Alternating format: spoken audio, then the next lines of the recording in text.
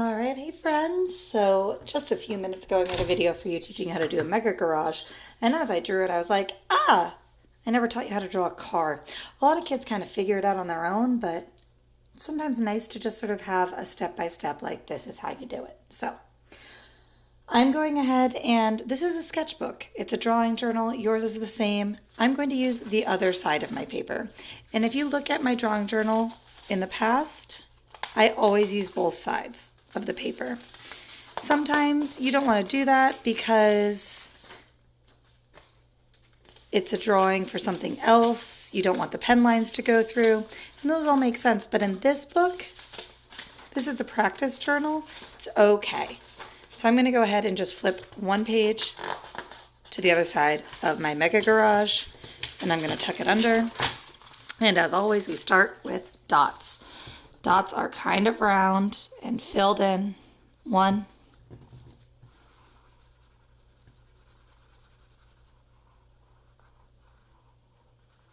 2,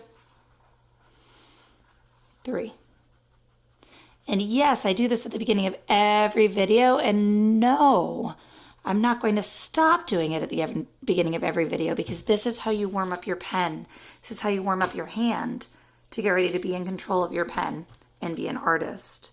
Learning how to control your pen is a really, really important part of drawing. And it's something that when you're 5 or 6 years old, you haven't had as much time to practice as a grown-up. So it's really important for you to practice that, right? We've practiced it. I've practiced this for nearly 30 years, right? But you haven't yet. You will, but you have to start practicing, and that's what this is. So here are my circles. Remember, matching up the beginning and the ending point. Straight lines can go up and down, side to side, or diagonally. They can be long, they can be short, they can be thick. Oop, this one's kind of messy. As I was saying, I had 30 years to practice a thing, and there it gets messy. Everybody needs to practice, and it's okay. They can also be thin. Curved lines bend in one direction, but they do not make an angle. And then we're going to do our slow and careful spiral. By being slow and careful, you can make sure that you are the person in control of the pen and that this little pen isn't just going anywhere it wants to go. Angle lines are lines that bend so much they make an angle or a point. 2 straight lines touching. So over here, I'm not even going to draw a horizon line because I'm not really drawing a picture. I'm just going to draw a couple different cars. I'm not drawing a scene with sunshines and roads and all those things. I just want to show you some ways to draw some cars. Up here, I'm going to just draw what I like to call the bug. Kind of looks like a VW bug if you've seen those, a punch buggy. So whenever I start with a car, I always start with the tires, and then you can either color in the center as a dot or color in the outside of the donut as a black tire. But one of those two things should be colored in to help with the details, to help it make sense. I always draw a line in between. And all different things that drive on the road, when I draw them at least, I start here.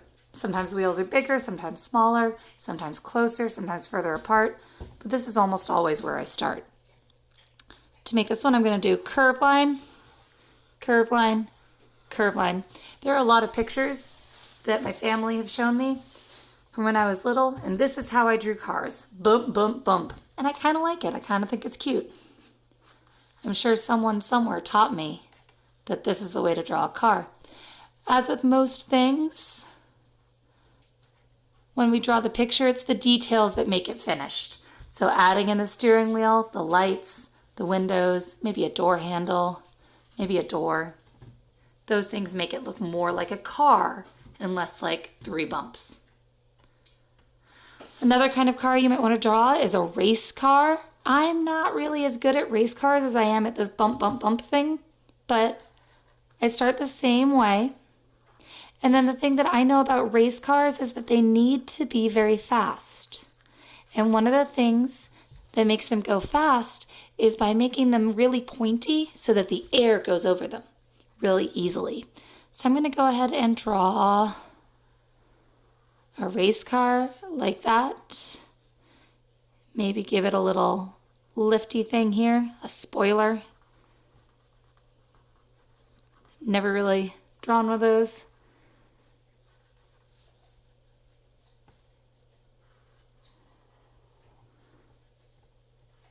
Little steering wheel, lights, and then one of the things that makes a race car is having a number on it. This race car is number 4. So there's 2 different kinds of race cars, and if you didn't put this number 4 on it and you didn't put that on it, it would be a completely different car. You can make it look like a car that a mom or a dad would drive. And coloring in these cars will also make them look different. So there you go. 2 different cars, and I'll show you more another day. Bye, friends.